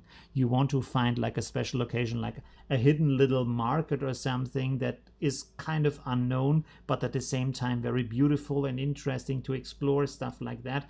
And you have researched that this is there, and you can then go there and film and make your photos and stuff like that, right? And then you have a guarantee that this is going to happen, rather than stumbling around for a week and trying to find something interesting and maybe you don't find anything, right? This is also why a lot of like channels and shows and stuff like that work that way, where they have everything prepared beforewards, right? Because it's just like, you know, it's going to happen because you have already planned that, right? And then on top of that, happy accidents can happen that give you even better like content, right? So that's really interesting to learn that, to have a different household with your energy, with how things happen and when they happen, and all these kind of things, right? But then if you have figured that out, it's okay. Everything is good, right? And it's good to, this is what I like about that situation, is that you bring yourself in this kind of extreme situations. Like, this is not, I am sitting in a hotel here, I'm not on Mount Everest, so I don't want to act like this is super extreme what I'm doing right now. It's not. It's like very normal, but it's very different from my normal everyday life. This is what I mean by that. And to try that and be in a situation that is uncomfortable, which it really is, but you learn how to handle that in a rather short time. And then now that you have that skill, that's perfect, right? Because now I think this is the most important thing to understand. And this is also a very important part of how can I say, taking control of your own life, is that you try to figure out what happens if I'm in a situation that I'm not comfortable with or that I haven't tried before. And then you see, okay, it's not that difficult, I can manage that. And now that you know that, and now that you know how to manage that, you have additional freedom. This is the important part about this. This is the biggest part why I find these things so important, that I always try to find in my life to challenge it a little bit or try new things, because I know that I have more independence afterwards. Because if I come in a difficult situation, I have already tried it out, and I can say, okay, this is how it works. I can handle it the next time in a little bit of a different way, right? This is also why I always like to be like self-employed, because I know how the market works. And the market is not very different if you sell shoes or cars or vegetables or houses.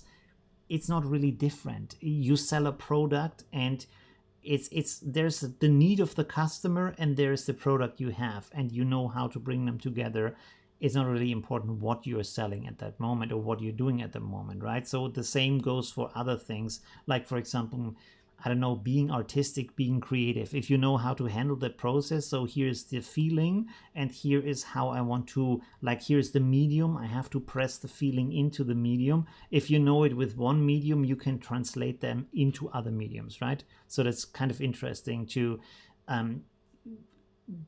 give yourself more freedom through these processes, right? Where you say, okay, if I want to do this, I just have to try that out and see how that works, right? So you can translate it to any kind of situation, right? If you say, I want to travel more, well, then try to do it as a test, see how it works, how you can make it work, if you can make the situation work for you, and then you can expand on that and do it bigger, right? So this is a small test where I say, okay, I'm here for 2 months, I try this out, maybe next time it's 6 months, right? Or maybe next time I say, okay, 2 months, I don't know, India, and then afterwards 2 months China, and then afterwards 2 months Japan. It doesn't have to be one country, but you know how the situation works, you know how to handle the situation, and afterwards it doesn't really matter where you are, it's still the same thing. You're just traveling and you have some problems, but you know how to handle the problems, right? So that's the interesting thing where the freedom comes into that.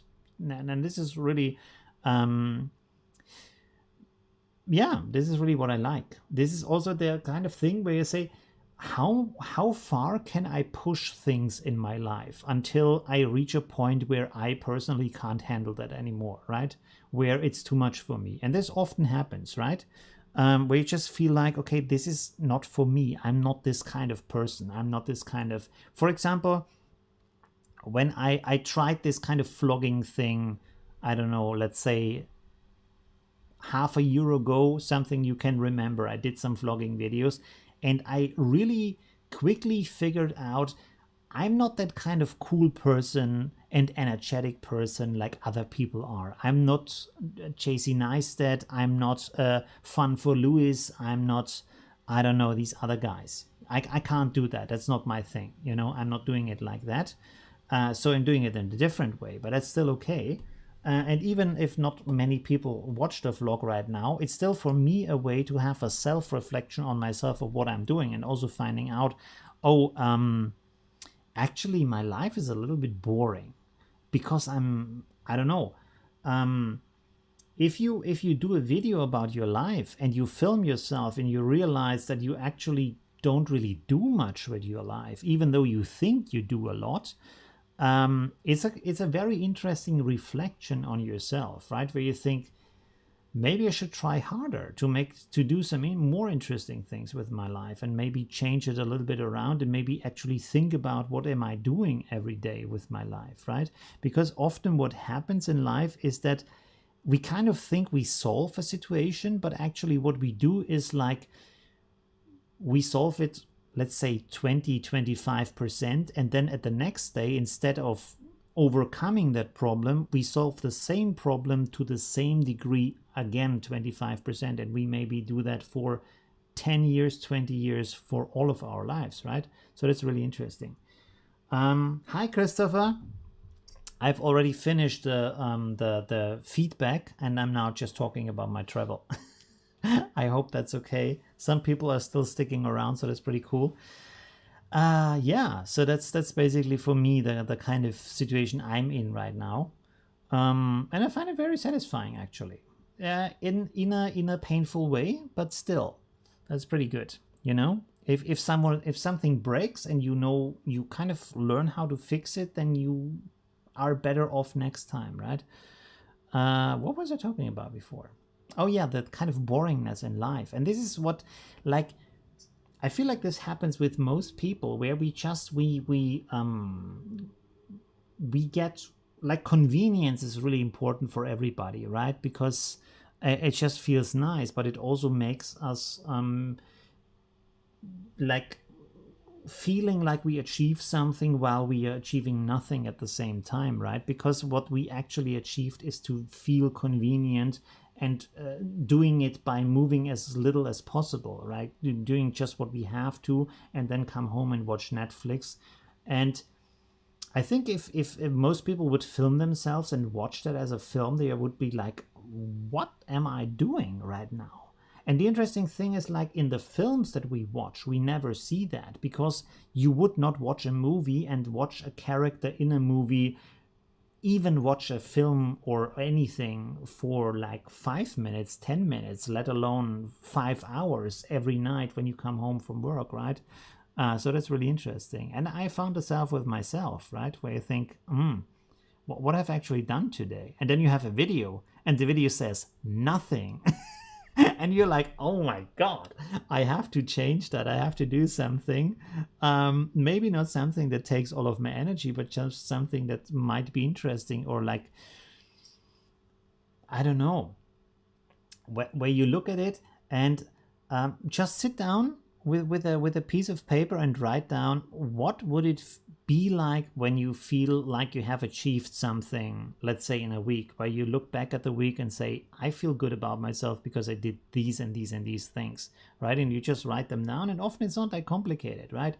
Where you say, okay, I want to, I don't know, it doesn't have to be like super duper crazy things. You can just say, okay, this week I want to go into nature and just enjoy a nice forest, right? And I want to, I don't know, go out and have a nice meal because I haven't done it in a long time. And I want to write 3 pieces of poetry, stuff like that. I don't know, whatever you feel like is important to your life, right? Or I don't know, any other thing you want to do, some sports or stuff like that. And then you have this little list where you say, okay, if I have done this, I feel good about the week, where I feel I have like enjoyed my life and did something useful with that, and maybe grew a little bit, right? Because more often than not, we don't do that. We have these plans and then it just fall away, and it's just easier to watch Netflix, right?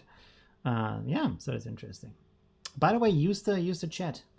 I'm talking and talking. How long I've talked? Oh my God, I've talked for 20 minutes now. Okay. Yeah. And I hope it's still positive, that what I'm saying, and I'm not just like crying about things, because it should be positive. It is. It's a positive situation. Yeah.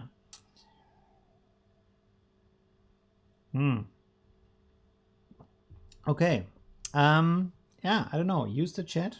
Ask something, write something. I hope I'm seeing everything that's written here. Let's pop this out and close it again so it refreshes the chat. Okay. Anyway, enough of that. I will try to cut the next video from my vlog, because I'm at least 3 weeks behind my travel, so I have to cut a lot of videos. Yeah.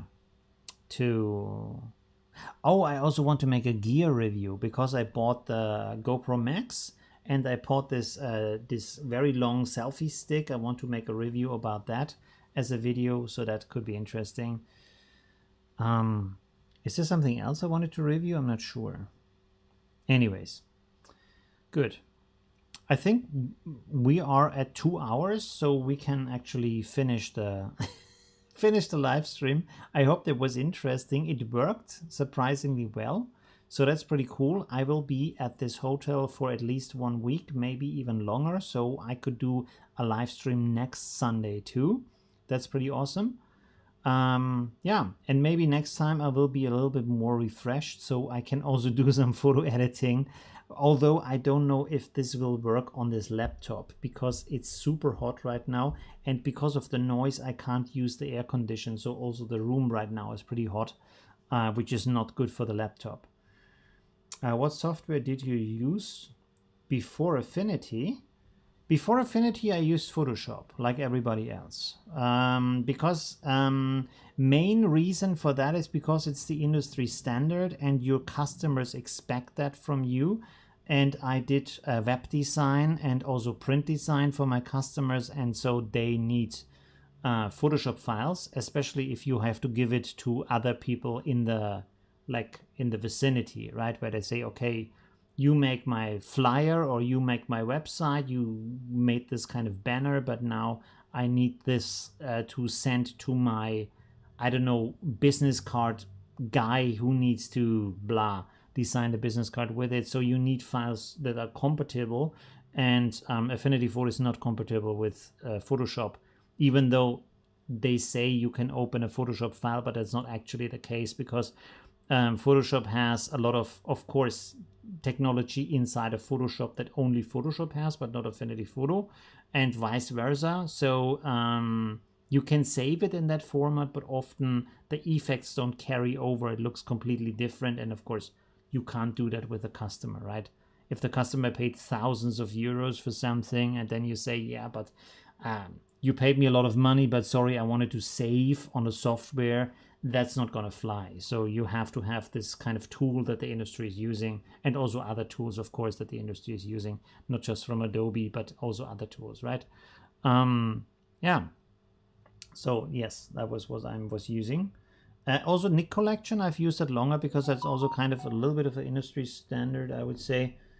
Sorry, my phone is, well.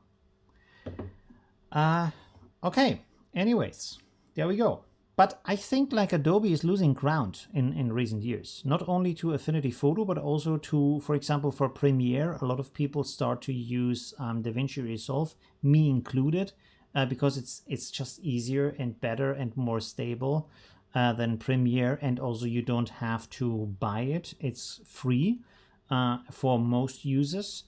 So that's pretty good. And also other software, right? Okay, anyways, thank you very much for watching, and see you in my next live stream next Sunday, right? I will try to do this next Sunday again. Okay, thank you very much, and see you soon. Bye. Oh, there's no picture. Oh, I'm sorry. You're looking at a black screen right now. I'm sorry.